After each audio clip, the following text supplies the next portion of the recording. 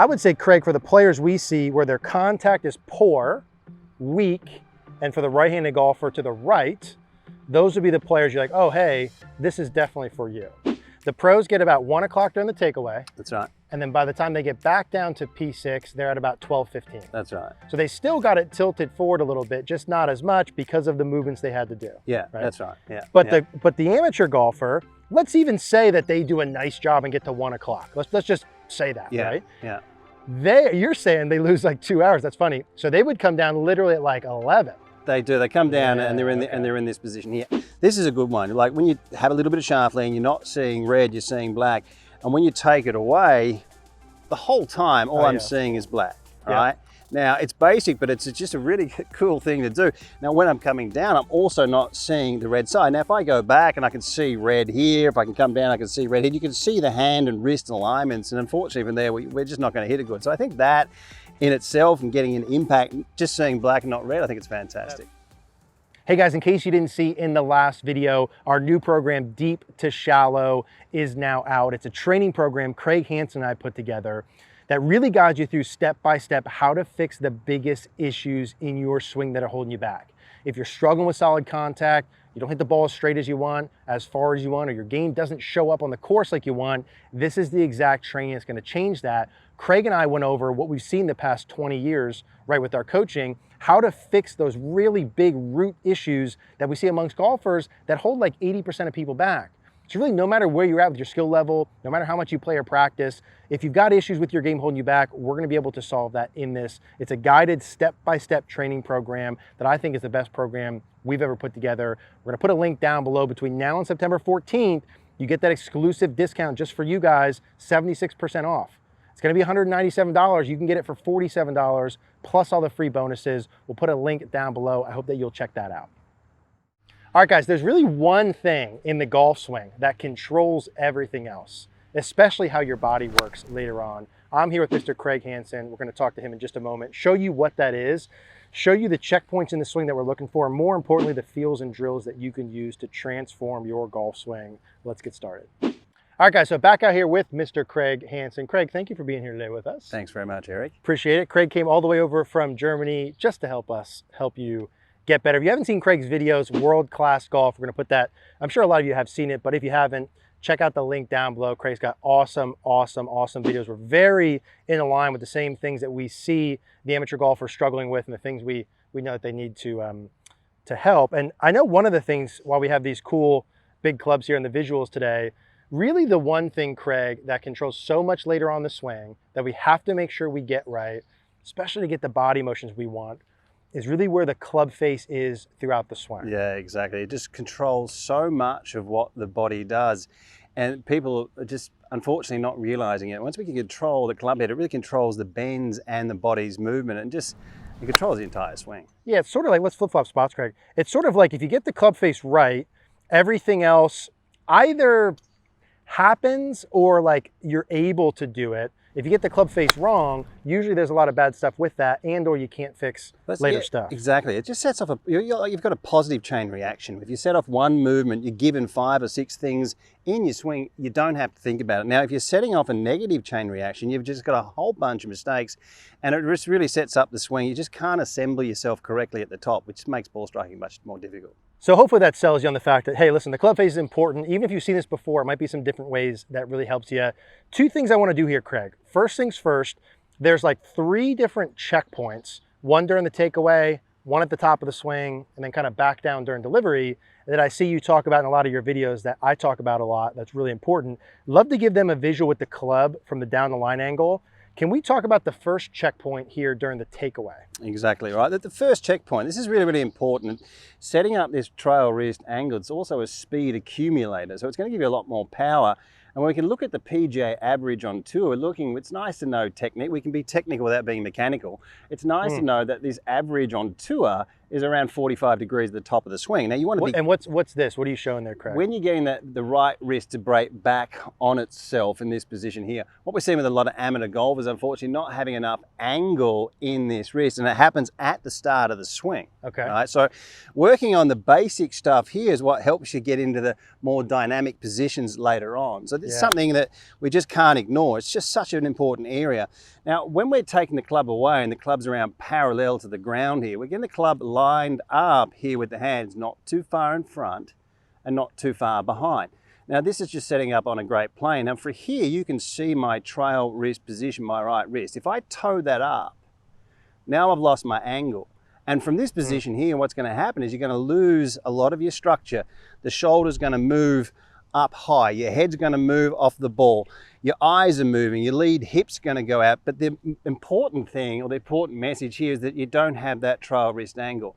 So by setting this right wrist up in a position where the right hand is down and the right hand is away, all right, this is the part, this angle in the back of this swing, and back into the backswing. And then when we bring the club back down, we still have the right wrist, the trail wrist here. We still have the palm of the right hand pointed slightly down, and this is what enables us to create more shaft lean and compression.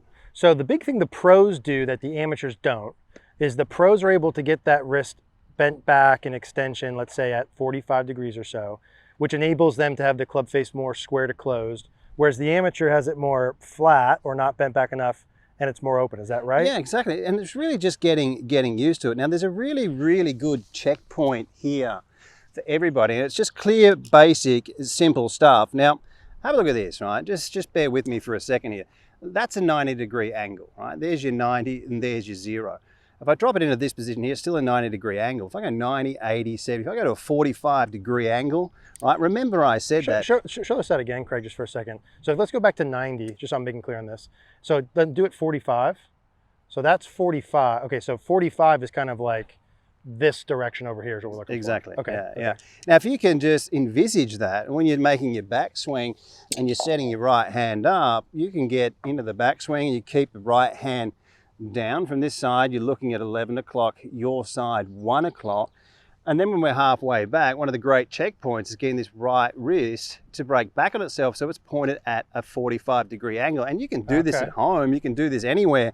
And this is just a great way to train your wrist. You want to be able to connect to something basic and simple, right? Hand down, hand away. And this really keeps shoulders down. It gets the club head in a position where it's pointed above the ear. And from here, we just bring the club down. It makes ball striking literally just so much easier. So let's go back to the beginning. I'm going to hop in there, Craig. So let's talk club face only first. So from the first checkpoint, if we're looking at when, let's say you guys get the club parallel to the ground, if straight up and down, let's draw a line on the club there, is we're saying 12. We're looking for them to be somewhere in the range of like 1 o'clock. Exactly. From that side, right? Yeah. 1 o'clock. So that's what we're looking for. Now from there to the top, you said the club face we want to be able to get where? Can you kind of point where we're looking for there? Yeah. Above the ear or above head? The ear, yeah. So you want to have your club head here pointed above your ear or higher. And this is like more of a modern day position for amateur players. This is what's making it easy. If we start to cup this wrist too much, I mean, then we get the toe of the club pointed down.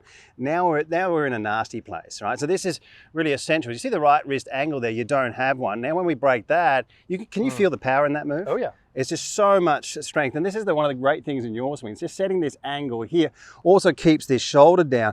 And from here, we're in the PGA zone. We're getting inside these averages of movement. Okay, so I'm getting it 1 o'clock, kind of above my head or ear. Yeah. And then when I come back down the delivery, it's not quite 1 o'clock, but it's somewhere in between. Why don't you give us there's something really cool. I've never heard this before. We talked off camera. The sort of losing time on the way down? Yeah. Well, we'll see. This is a really interesting area. One of the areas when I've filmed around 40,000 swings with high-speed cameras all over the world, and so you see certain patterns, and it's a repeating pattern with amateur golfers. So when we talk about losing time here, when we see professional players, and this is when we look at the averages of movement of great players, I mean, literally this is what they do, right? Yeah. You need to look at the pattern of what great players are. We're going to keep it simple, but you need to look at this. So on the way back, when we take the club away, the club is parallel to the ground, we're at 1 o'clock here. Now, when we start to add in angles, some lag, and the bends coming down, we're going to lose time. So now we're around 12:15. Right, so we've lost around about, and this is absolutely remarkable, Eric, when you're looking at top ball strikers, how close they are to one another, regardless of strong grips, bowed hands, we've got cupped wrists. They're coming down to a position where at 12:15, so they're losing time. Now, the amateurs, sometimes they're losing about 2 hours, right? And this is just causing huge issues, and they don't actually know. Funny. So what they're doing on the way down is when they come down, a lot of the time it can come from the outside, but it doesn't have to, but they'll actually open up the face, and even that's just enough. Now you have to flip. Now you have to stall, and now you have to stand up, and it's, not a good place. Let's do this again. So the pros, let me see if we got this right.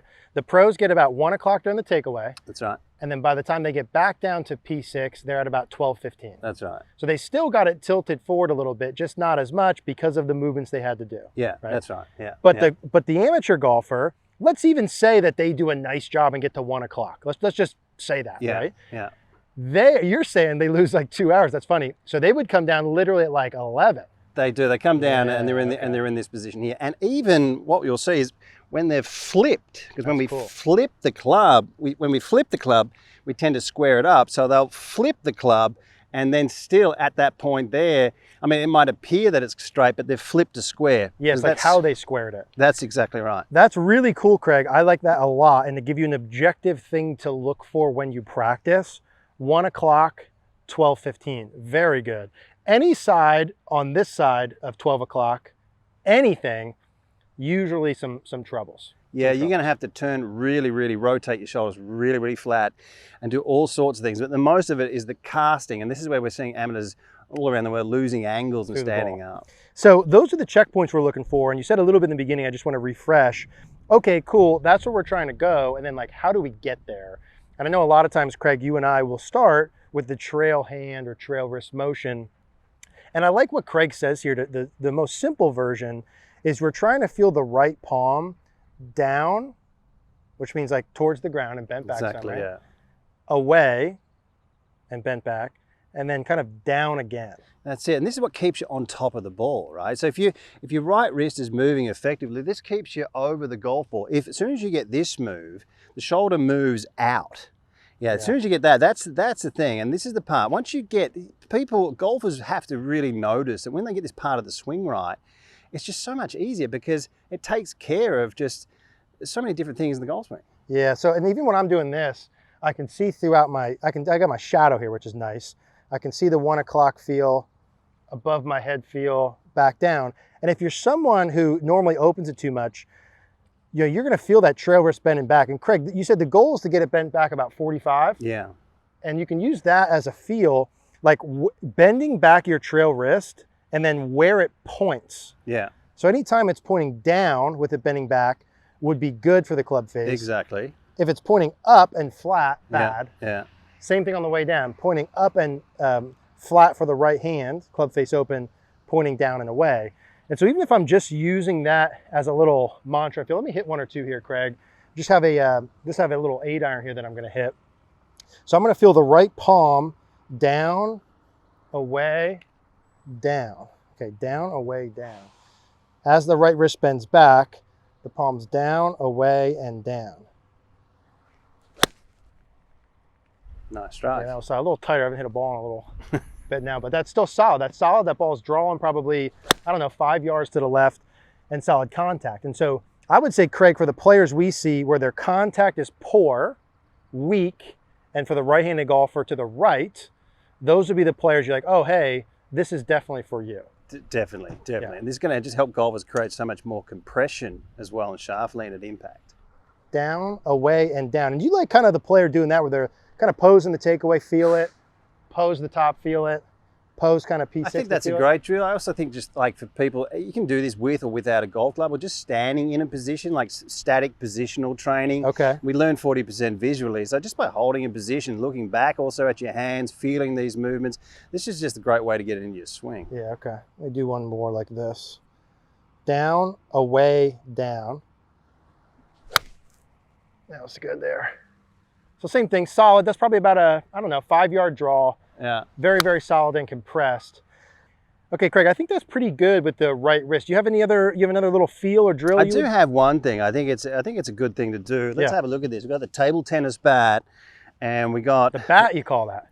Well, yeah, it's a table tennis bat. Table tennis bat. I love it. Okay. Okay. Cultural differences. There we go. So we got red, we got black. Now, when you address position, this is a good one. Like when you have a little bit of shaft lean, you're not seeing red, you're seeing black. And when you take it away, the whole time, all I'm seeing is black. Right? Now, it's basic, but it's just a really cool thing to do. Now, when I'm coming down, I'm also not seeing the red side. Now, if I go back and I can see red here, if I can come down, I can see red here, you can see the hand and wrist alignments. And unfortunately, from there, we're just not going to hit it good. So I think that in itself and getting an impact, just seeing black and not red, I think it's fantastic. That's cool. Let me grab that paddle. You can hold my card. Did you call it a paddle? Yeah, a bat. Never heard that before. All right, okay. So when I go here, okay, so you've got the set, that's interesting. You've got the setup position with this, not being able to see the front as much as normal. So I'm seeing the black, the top side, away. And for those players, Craig, that don't love the trail wrist feels, which we're talking about a lot, bending the trail wrist back, putting it down, away, down, you know, they could feel like they're flattening the lead wrist. Yeah, in the takeaway, you're not seeing the logo on your glove. You're not seeing the logo on your glove the whole time. I think that's also a good one. Let me feel that with a club. Let me try that one more time just to get the same feels. Yeah, guys, I like the trail wrist, feeling bent back down. I'm almost feeling like I'm twisting it a little, Craig. Yeah. I'm twisting it from like, 12 o'clock to 1 o'clock. I'm feeling like that kind of from the takeaway to the top for me to get it above my head, and a little bit more in transition. There's a little bit of that twisting it on that side of the clock. It's just a game changer. Once amateur players get this into their swing, it's just so good. So it's just so much easier. Let's do one more. Same. The ping pong bat, I mean, that's just, it feels good. That's a pure strike. I think the point there, Craig, thank you, man. I think the point there, guys, when you guys are watching this is like, there's so many moving parts to the swing, and there's so many things that you could identify as problems. A lot of them are caused by things you do earlier on. If you get this club face correct, you're gonna get a lot of good stuff for free and be able to fix a lot of stuff. But if you get it wrong, if you don't get this in, you're gonna be beating your head against a wall for a long time like I was. Craig Hansen, World Class Golf. We're gonna put that link down below. Highly suggest that you guys check out his videos. Go watch them if you haven't seen them before. Awesome videos. Thank you guys for watching. Hey guys, thanks for watching today's video. Just a reminder, I want you to check out that Deep to Shallow program. This is an exclusive offer just for you guys, just for the Cogorno Golf audience. Really appreciate you all. I wanted to give you this awesome discount between now and September 14th. We'll put the link in the first description down below.